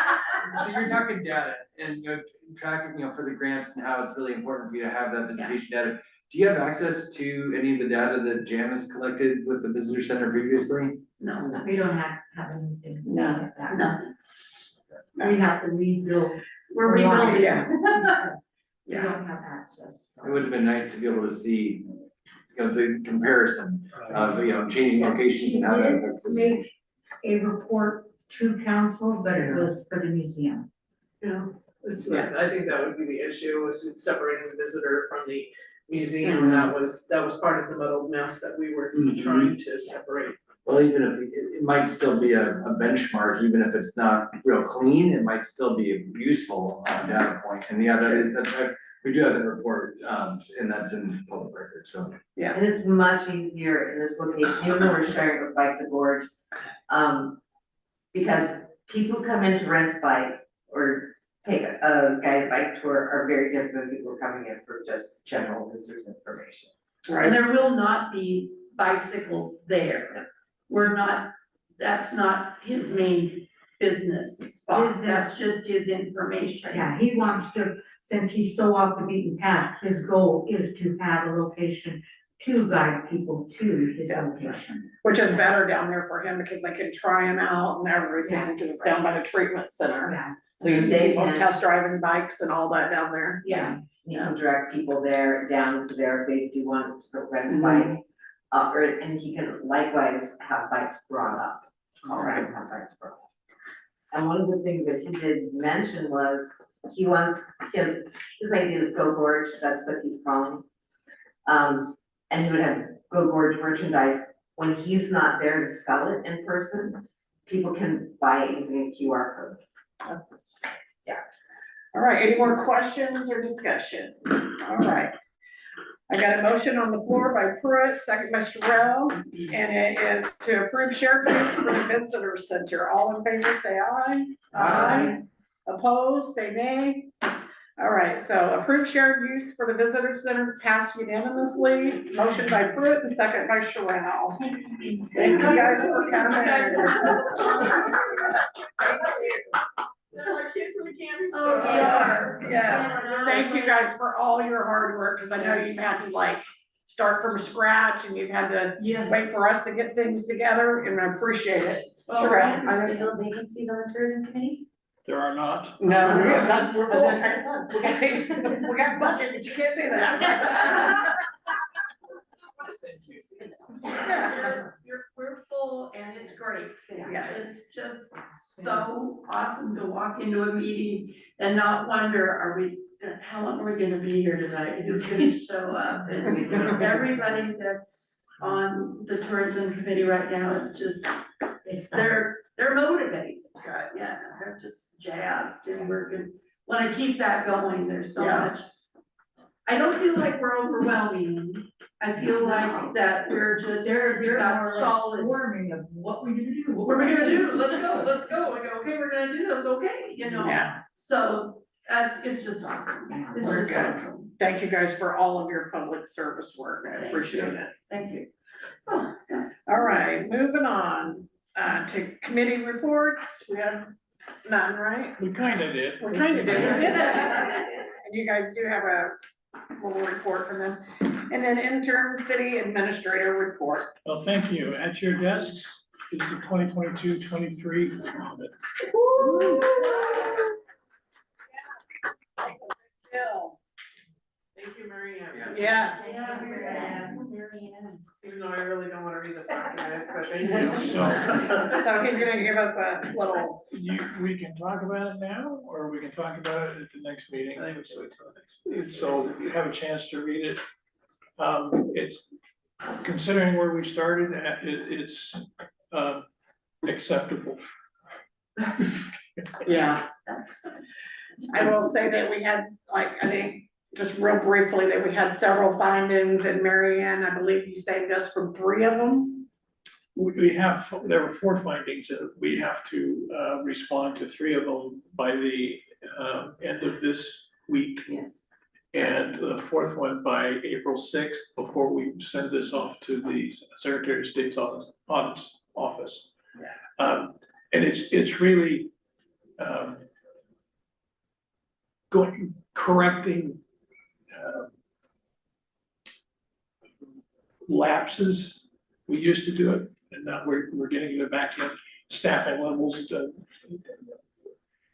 We'll talk about it in the next 2 weeks, but and, you know, it's really a very positive report, actually, when you consider how long it's been since we've taken care of it. So, and like the next sentence is, we're halfway done with the 23-24, although we are shifting to budget before we complete the 23-24 budget, but, and we'll talk about it again On the 23rd. on the 23rd. Just want to say, we did initially, they were gonna get us for 7 things, and Mary Ann saved us from 3 of them, correct? Yeah. Which has left us with 4. I found the affidavits and the LB ones that they were required. And then there was 2 of those they needed, and then the other one was because we bought a truck. We didn't get 3 bids, but because we bought a truck from a state contractor, they didn't have 3 bids. And thanks to Sheldon, we were able to get a copy of that, and I sent it to them and they took it off the list. Thank you so much for all that hard work getting that done. All right, Quick question, so you said that we're gonna tabling audits till we get through budget. I think, are we able to get them what they need so can they keep going without us? Like, I guess I think the PBC list, All right, right now, I've gotta get, the 25-26 budget into Cassell before we can start working on 26-27 budget. So Wait. that's my priority right now. Once I get that all done, then I'm gonna go back to 24 or 23-24. So it's a flexible thing, I mean, I've gotta look forward because we have to get a budget done before June. yes. So I've gotta get the spreadsheets all up to date so that Gordon can work with the staff and get a budget prepared. got it, thank you for the clarification, that doesn't mean we're not gonna No, be able to get back, we're not gonna be able to start audit until July. No. it's just, I have to do this so that he can move forward with the budget. And did you have a quick question? Into Cassell? Into Cassell, so can you Yeah, clarify hasn't to been council Cassell. what that looks like? Okay. We have the budget that was adopted by the council. And we have to put it into Cassell, because Cassell is the one where we track all of our expenditures and income and everything else. It is not in there completely or correctly. So we will be coming to you probably with a supplemental budget that adjusts the current budget into legal standard. And I'll just give you one quick example. There was a transfer from the capital reserve, $241,000. That $185,000 went to the sewer and $56,000 went to the reserve fund out of which it was coming. Holy smokes. So, Yeah. we're trying to, and the other thing is rounding errors. We have to adjust for the rounding errors and we have to make the budget, the financials and our LB1 form, which is the legal document that we file, all have to match. So we will be coming to you with adjustments For to a make that- supplemental budget? for a supplemental budget, not appropriating any more funds, but correcting the budget so that it's legal and matches the LB1 form. And then, once we have that basis, then we can build the budget for next year. Now, in our next council meeting, we're gonna be talking about power rates. We're gonna be talking about food and beverage tax. Again, discussion. We're gonna be talking about the budget, what you wanna see in the budget, so that I can get some direction when I go to staff and say, this is what we're trying to do. But that's for next council meeting's discussion with the audit. So whose responsibility was that? That didn't We can't say that do in an that? open meeting. Yeah. Thank you. Go ahead with your administrator report. Oh, more good news. 7 more points. Sorry. The Federal Columbia River Power System court update, the preliminary injunction was given by Judge Simon in favor of the plaintiffs, but not as much as they wanted. So the Public Power Council, the Northwest Regulators Utilities Council, all of the parties were able to win a little bit. And the judge said, go back and work together to get this done. But the preliminary injunction did say that he had to increase the spills and lower the level of the water in the river. So marine traffic will be impacted, potential for who knows what's that gonna do to the kite surfers and all those windsurfers, those guys. We don't know. The BPA original estimate was that the preliminary injunction would have cost them $141 million. They've then done that, it's going to cost them now $100 million, which they have translated into a 6% price increase in our December bills effective payment in January of 27. So that's what we need to talk about next week, or 2 weeks. Transient room tax, Oregon's House Bill 4134 increased the transient room tax from 1.5% to 2.75%. The 1.25% is being used for fish and wildlife and habitation management to keep the hunters coming to Oregon. Just, there you go. Yeah, as long as we don't vote our rights away for hunting. Yeah. That long. There is a slide on Ruckle Creek on the Gorge Trail. You can't see it, but it's there. It's closed, the trail between Eagle Creek and Cascade Locks. It's about 12 feet deep, about 75 feet long. They estimate it would take between $500,000 and $1 million in 2 weeks to remove. Here are the issues.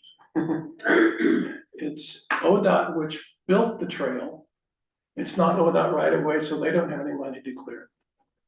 It's forest in the Forest Service, but it's not a designated national forest trail, so they don't have any money to clear it.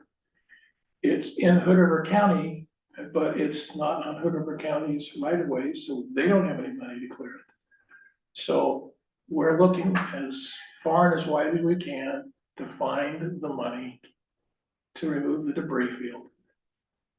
I've not been successful at this point. We've contacted Travel Oregon, this is tourism's gonna go down. Do you have any tourism dollars where you can remove stuff like that? No, they don't.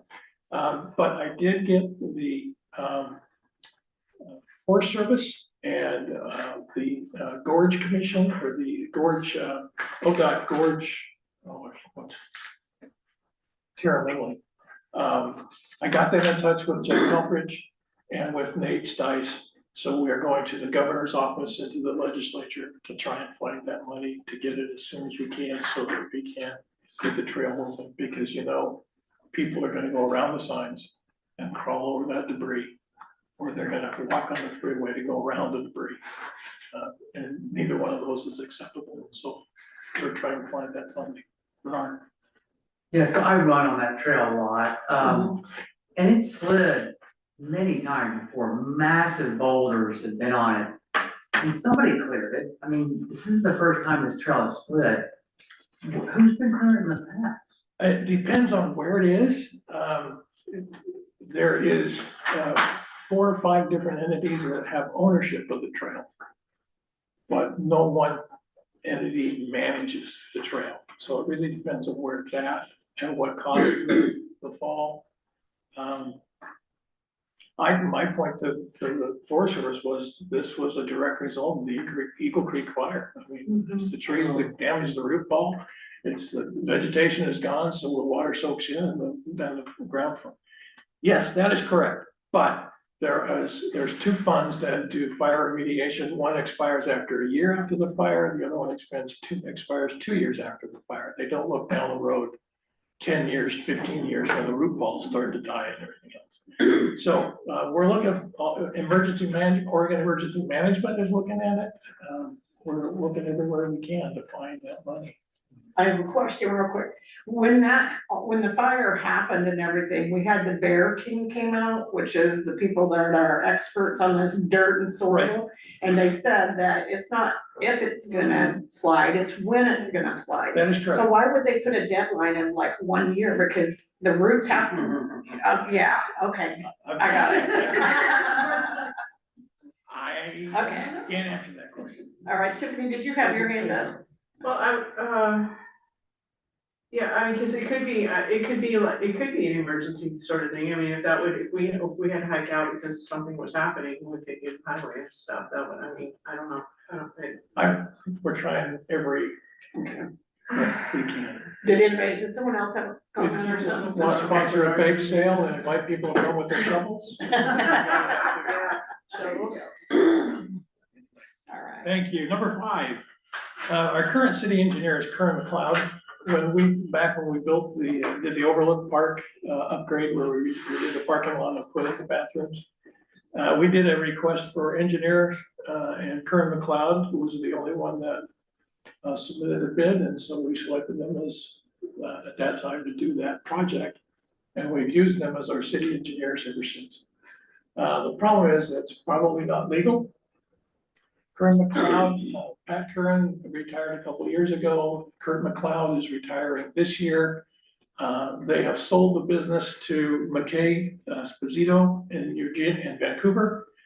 And the Kern McLeod will be a subsidiary of that engineering firm.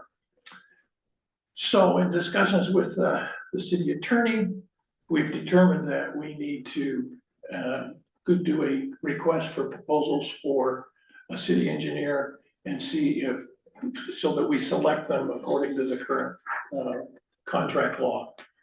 So with your permission, the city attorney and I will get that process going, and we'll begin the search for a new city engineer.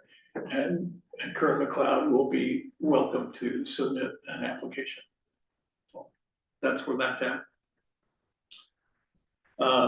Housing planning grant, the city received 4 proposals from planning consultants. Kathy and I reviewed those, and we selected Jamie Crawford of Bell Design and Bingen. She's the one who was instrumental for us receiving this grant. The proposed scope of work, the timeline, and the budget are under review by the Oregon Capital Office, Housing Accountability and Production Office. So that's going that. We received a pre-enforcement notice from DEQ a couple of days ago. There were some issues in our wastewater treatment plant that were made violations of our permit. The first 2 violations were to monitor, report discharge, were at the end of Jacobson Engineering before July, before they left the plant. The last 3 is discharge monitoring reports, which is a clerical error in reporting them.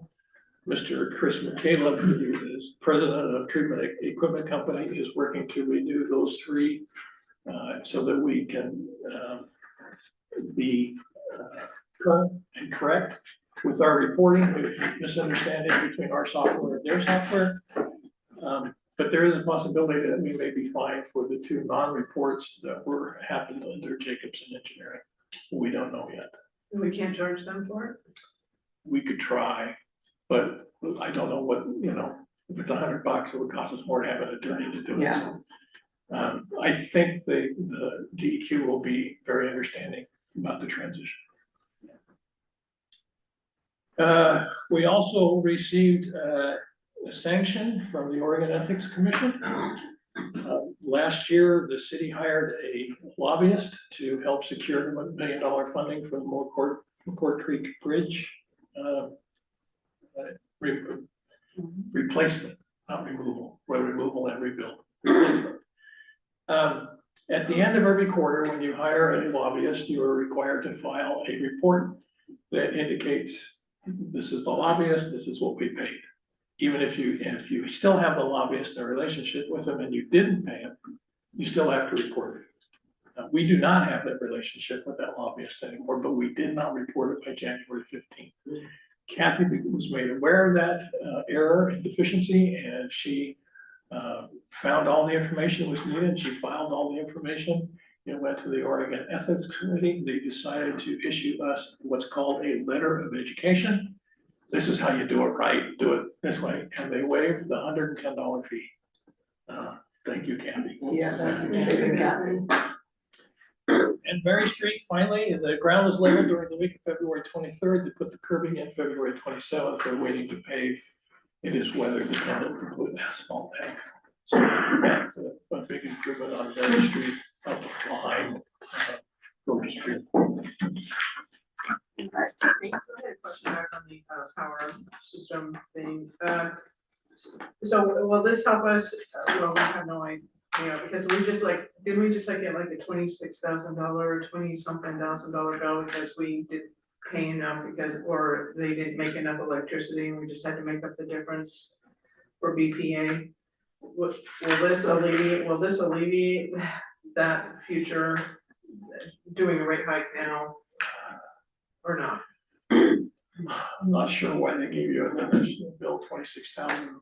It was something about that Bonneville couldn't make enough power, so they had to make up the difference that they didn't.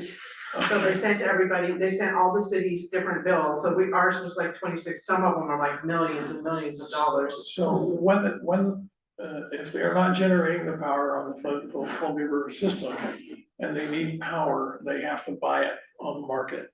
And they will charge you your proportionate share of the increased cost over what was contracted. Now, to look ahead a little bit, our watermark 3 years ago was 2.56 cubic feet per second. Now it's 2.68 or 69.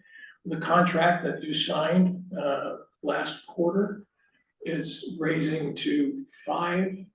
The high water mark will be 5 cubic feet per second, which whatever 5 high water mark is, I don't know what the cubic feet or whatever. Kilowatts, that will, basically, since we're currently about an average of 5 megawatt, that's gonna lower our costs substantially, but that's not until 2027. Or 2028 contract, 2029. So one of the things I'm gonna ask next week, or 2 weeks, is we probably need to have another rate study done to balance what our residents pay and what our industries pay. But I wanna explain all that with some charts and stuff, so you understand the magnitude or the minor difference that the residents pay versus what the industry pays. So we're gonna talk about that in a couple of weeks. Bernard, did you have a question? Yeah, so on the housing planning grant, so we got the proposals, you guys have looked them over. I mean, is that something that would come to council and we would? We asked for approval last time to pick that person, since we've worked with the people that applied. What the council will be involved in is in meetings with at the milestones that the HAPO requires, and public input, and to be involved in discussions on what needs to be done. And that'll be, it's be about a year project, and we'll be working with Jamie over that year, and you'll have all of that input that you need. But the selection of the committee, we had 4 applications, and from our current planner, from our previous planner, and from somebody out of Spokane, Washington, that just happened to hear about it. I was like, we're the good thing, so we threw them out because they weren't local. So. And in the report, he asked, regarding the city engineer, if he can create initiate an RFP, and for the word it's worth, I support. The direction is I'm yes. on one, I assume. Yes, he can do that, right? Okay. We're not doing the other word. So thank you, I appreciate being here and working with you all. It's an amazing council, I have to say. In my 30 years of experience, I've never seen anybody who is as inquisitive as you are, and who is as brings so many different talents to the table that augment what you do. Synergy is alive and well at Cascade. Thank you, Gordon. All right, now we're moving on to mayor and city council comments. Bernard, let's start with you. Yeah, so I just want to start by saying thanks to the tourism for, Yes. well, all that work, but also I understand you guys acquired the picnic tables that were installed in Overlook Park, which are amazing. I can't believe we didn't think about that 10 years ago. I'm not sure how long the Overlook Park has been there, but what an improvement. I walked that route quite a bit, picking up litter and just picking up mail.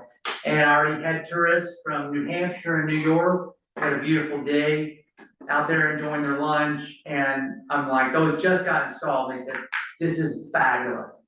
The fact that we have now a place to recreate with that spectacular view, just well done all around. And then the last thing, look, I know we have a budget that's nipping at our heels. But as council knows, last year we did a retreat to determine our goals and be deliberate about what we wanted staff to focus on in the next 12 months. We haven't been able to do that. We have a lot of turnover and fluctuation. I mean, for the worst, I'd be willing to maybe do a half day or just a set aside some time to sit down with council and just review the goals we did last year. Do we agree with those as the same priorities? Maybe we need to add something. I'm open to that. I don't know how council feels about that, but I feel better going to a budget cycle when we've gotten together and said, we wanna work on this the next 12, so we can give clear direction to the staff. So, my 2 cents. Okay. Courtney? Thank you. Super excited to see the future of the tourism committee. Love the enthusiasm. We appreciate you guys. Thank you. Thank you. Y'all are putting in so much work and it makes these city council meetings go so smooth. I really appreciate it. Courtney, 2 things. I too am gonna say thank you to tourism. I lose it written down, it's not my copy. So I just wanna say thank you for stepping up to the challenge, because we've all faced a set of challenges here. And I wanna say especially thank you to Sarah, because she has stuck through the tourism committee thick and thin, when it was lean and when it was a little bit more fatty. I just appreciate that she has had the tenacity to stick through it all those years. Through all the changes and even, I'm sure, very frustrated sitting there watching decisions being made that she didn't appreciate, but she still stuck around to just be part of it no matter what, and I just really appreciate that. I also appreciate the picnic tables. I appreciate also that they are round and that they are not possible beds for people to sleep on. Yeah, and I look forward to the one that we're gonna have some put in Justice Court one, the Justice Court Plaza. I also want to, and I'd like to see flowers. I mean, we haven't had really good flowers in that flower bed. That's That's in the plan. okay, Yeah, I mean, it's all yeah. being done. Yeah, cause I'd like to see, I've already pitched the idea to Laurel that we have a contest of flower bed contest or something, just to see things get done, cause I don't think I've ever seen the flower beds done around the store, around the Cascade Inn. It's just always been the same thing, and I'd love to see it spruced up, especially for the celebration that's happening later on in the year. It would just be really nice, so maybe kind of having some sort of contest to get people motivated to do it themselves instead of being poked and prodded. And thank you. This newsletter is, this is much nicer than what we previously had. That's just nice. It has everything that needs to be in there so that people can know about. I'm wondering, are we gonna be having a discussion about the issues that are being found sometime in the future because I don't think everybody knows what's going on and what you guys are really battling that we don't know about. Is that something we can have a discussion on later? It's Probably not. Probably not. Okay. So how do we know what the issues, how do we know what the issues are to look forward for in the future so that we don't have this happen again? That's a great Is question. your door open for them to just come talk Yes, to you? you can come talk to me, come talk to Mary Ann.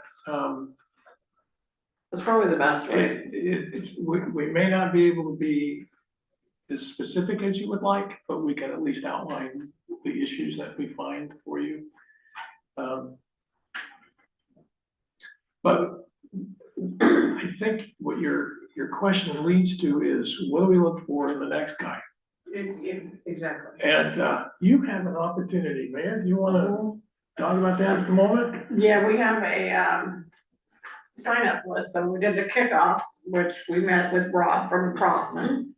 And on the 18th, he will be coming, and you guys can sign up for what time you would like to meet with him. If you're not available for any of these times, then he's willing to talk to you on the phone or Zoom you or whatever, but he does want to talk to each of you guys to see what you guys want in your next city administrator. That way they can build the profile and get everything going. So, go ahead. Quick question, sorry. And then I think I understood from your email, Kathy, that if we have to work on that day, that he would make himself available for evenings and weekends. Yes, So, yeah, anybody that doesn't sign up, I imagine he'll reach out to us individually. He will. he will. Yeah, so I'm not signing up, not because I don't. So if you want get to somebody participate, from because call I from Rob can't. Van Cleve and Rothman, it's about the recruitment process. Yeah. Yeah, so if you can't do any of them times, then Kathy will give him your contact information and he will contact you guys directly, let you know, so you can come up with a time and a date to do it on Zoom or whatever. And I copied him on the email, so he's got all the email. Okay. All right, you got more? So, yeah, because what we heard tonight was very concerning. I mean, we've been working on a budget that's not been put into the system, and that's huge. I've never heard of that before here, and I've been on budget for a very, very long time, so everybody knows. The one last question, are the swoop flags, are those legal for our, Which flag? the tall flapper, the flags that everybody's putting up Oh, the now coffee. along Yeah. along the Cascade, are those? I don't know if the Ordinance. planning rules have changed since I left. I don't But- think we've But ever. no. No, Okay, so, cause one popped up, and then another popped up, and then another popped up, so they're kind of like rabbits right now, they're kind of popping up all over the place. well, there's, Well, the thing is, let me just say, if you do any signage, you need to do all signage. Yeah. So in the downtown plan, it says you get X amount of square feet, you get 2 signs based on the size of your building. Then my opinion would be, we need to do all signs for all I businesses. agree. and ODOT is probably gonna be more concerned that they are distractions to drivers. And they will enforce that. Okay, But ODOT, as you know, is underfunded and understaffed. yeah. Okay, All right, is that good for you? I think that, I think so. Okay. All right, Tom. Well deserved back and back for reserves and moving things ahead, that's always good. Right now, I'm not saying too much on, as a committee member, because I'm doing this. I've been on council before, got a lot of years in council, but everybody in here, most folks in here been running this council for a while, and obviously it's as Gordon said, it's a council that's sharp, they're on top of things, and yeah, so nothing needs to be said on those things. But I'm happy to be on this council, because I do believe the council's taking care of business for Cascade, and I appreciate, I think we're very fortunate, especially Mary Ann back there and Gordon in there to be able to assist Kathy, who's been stuck in this thing without a whole lot of help, so I'm sure she appreciates that.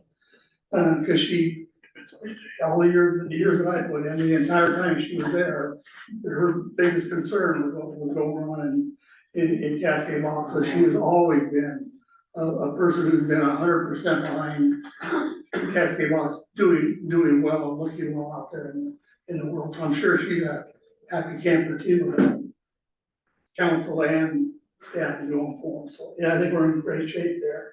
And I like the idea that, it seems like quite a bit of money, but I don't think, in my opinion, it's not much money at all for, the trimming of the trees. They got the bill there for trimming the trees for the power line stuff, and clearing that out.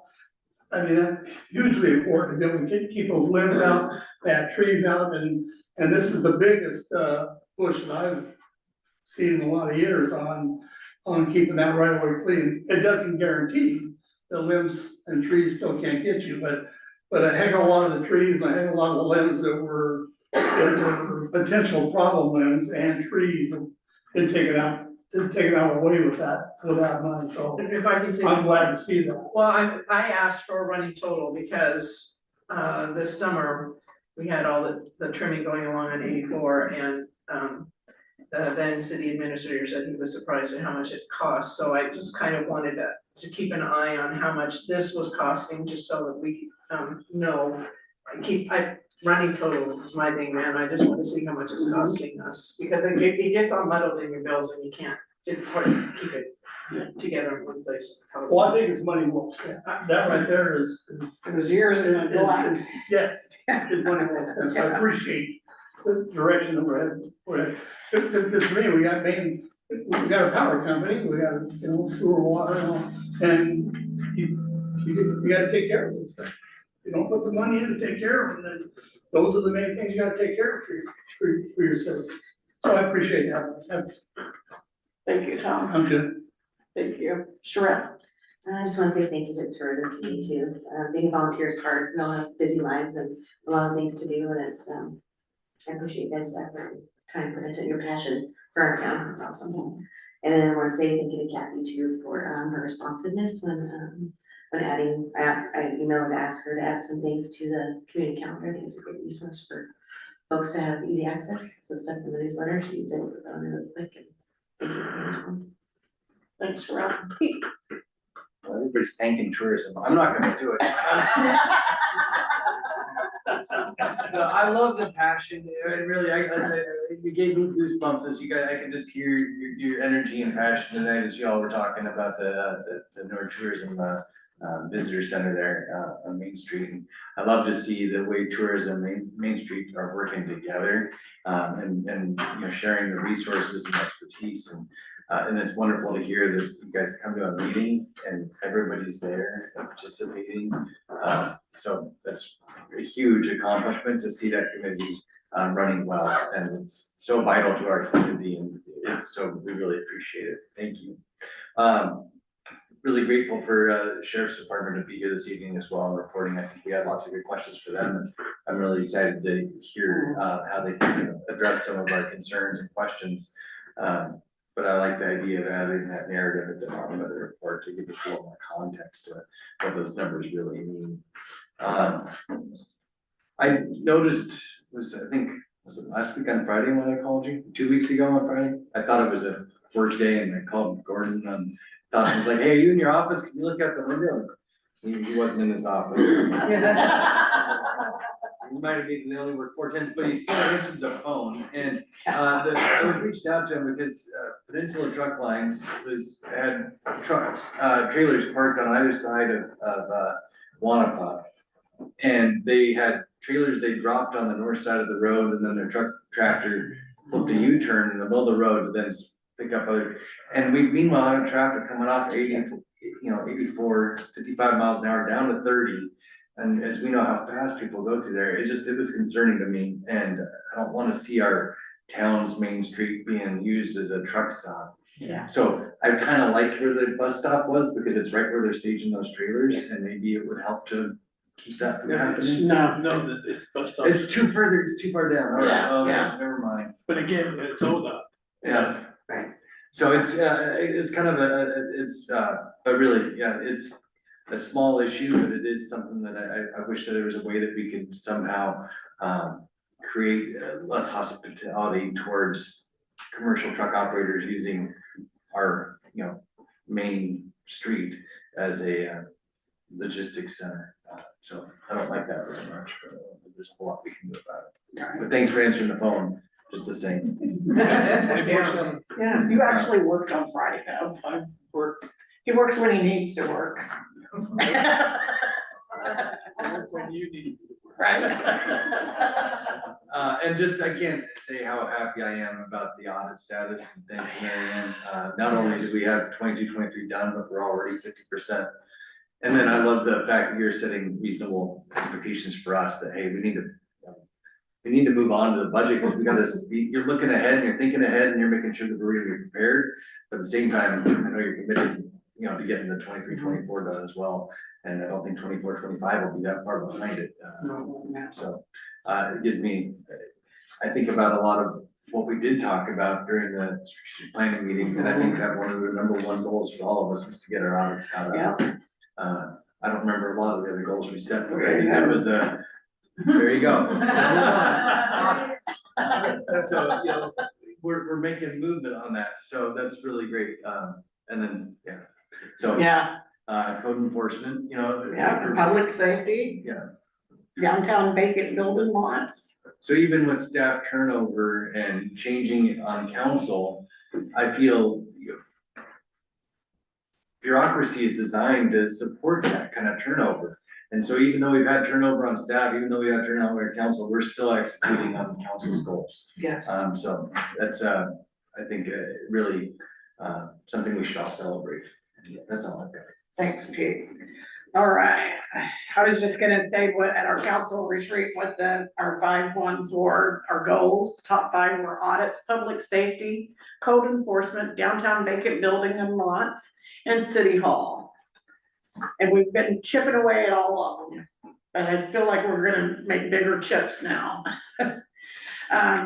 I wanted to share about the kickoff meeting that we had for the recruitment for the new city administrator. And if you guys would come up with what your expectations are. Cause we all get a voice in it, and that way we hopefully get something close to what we want. And then we have 4 openings on the budget, and we really need to get them filled, so if you know anybody in the community, please get them to fill out an application online to get on budget committee, because we will need them filled to be able to do budget. And we have 1 vacancy on planning. And me and Gordon and Genevieve and Jeremiah met on the 4th of the month and went over the port's goals and things, and had a good meeting. And then tourism. I know you guys have been through it. And you've had to be patient during the change and not have a meeting when you were supposed to have a meeting because we couldn't have a meeting. And deal with Mary Ann and, I mean, and me, because we're trying to put this all together so you guys could even have a meeting. You know, because you didn't even have a computer to have a meeting, you know, you have nothing. And I'm so grateful that you guys were patient and worked with us so we could bring you guys up to par. And hopefully, if you ever have any concerns or questions or anything, just know that this council is listening and that we appreciate you guys volunteering and being on this committee for us. And I think the best thing is $250 a month versus $6,500 quarterly for a visitor center. Sign me up. And it's in downtown. We're very thankful for you guys. Yeah, and thank you, Sarah, because I know you've stuck it through thick and thin and all of that, and thank you for being chair. Thank you. Yeah. Moving on, that's the path. Yeah, we're going forward. All forward. So thank you guys so much, and then thank you to this council, because I feel like a burden has been taken off of me since Gordon and Mary Ann have stepped in, like I can step back and I can breathe, which means it came in a good time because I need to recover. I'm still recovering. And I'm very appreciative of you guys because I feel like we have an open dialogue and all of that, and we're doing our best and volunteering, you know, and being public servants to our community. And I appreciate that. And then I always want to ask Kathy, and I will until we get a new city administrator, would you like to share anything, any comments? The comments I have is everything is going great, things are getting done, it's been great, it's gonna be good, it's just gonna be good, it's just gonna get better. Yep. So we're moving forward and that's what counts. Yes, yes. Tiffany, did you have a question? Yeah, I just wanna make the comment on the 5 the 5 Things. goals, that one of those was not really one of our goals. One of No. those was pressed upon us, and that would be the city hall, that would be the Yes. city hall, so that was really not one of our goals, we just kind of capitulated to make somebody happy. And then I wanted to ask, do we have an update on that water leak that was found, do we? I think they found it and Do we know? Let's see, the one that goes under the freeway? Yes. Yes, it's about, in the middle of the freeway. It's, from the top of Tahoma to the other side of the Dry Creek. We have to replace about 1,000 feet of pipe. estimated cost $300,000. But we initiated a study first. What would happen to our water system if we didn't repair that? And what would happen to our water system if we did another repair? For example, we could put a lift station down at Ruckle Street to put the water back up to Dry Creek. Estimated cost, about $300,000. So, we're gonna have to look at the 300,000 under the freeway would be a 100-year repair. The 300,000 under Ruckle Street is maintenance of your pump station, and you're paying their electricity and you're constantly doing that kind of thing. But we're seeing, the study we're doing is what's the impact of those two opportunities and what would be the best for the system in the long run. And then we still have our pumps down at the Pumps are treatment still plant. down, yes. Yeah.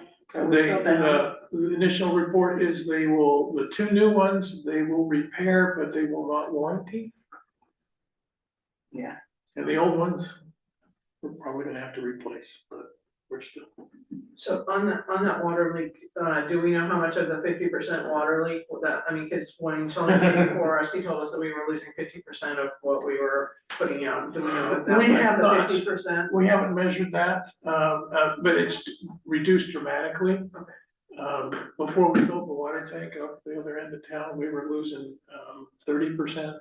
It's pretty normal to lose that kind of water, but we have the water supply available. We're not in danger of running out of water. Couple follow-up questions. if I may. You wanna do these after the meeting? Well, I guess when Mark and I were talking about that water leak, he said they had it isolated, and so and that's what we're trying to figure out is what purpose does that pipe serve if we can run the water system? It's always good to have a circulation pipe, so the water is always flowing all the way around, and this one is the second, the return leg of going up the new water system on Dry Creek. Thank you for that explanation, that totally makes sense, I understand why you need it. We do. And then Mark was saying something about the pump runtime, that they were able to, is that true? Dramatically reduced, but I don't. You don't have the numbers on that? I'd be curious to see. Yeah, they just cameraed that last week. Yeah. Yeah, so it's real good that we know for sure how big how far it is and all that.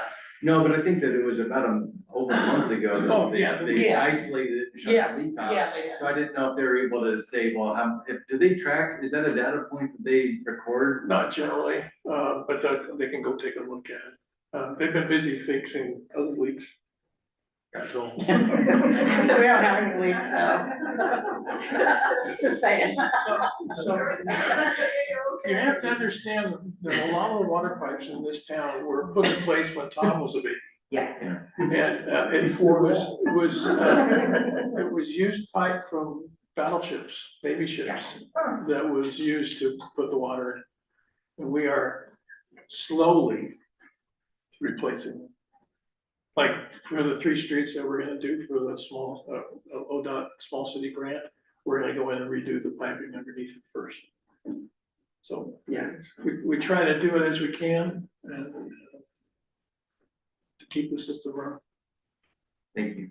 All right, I'll take a motion. I make a motion to adjourn. Second. All right, all in favor, say aye. Aye. Thank you, guys. If you should just write on the bottom that. Oh, yeah, that's good. I thought I just emailed them too as well.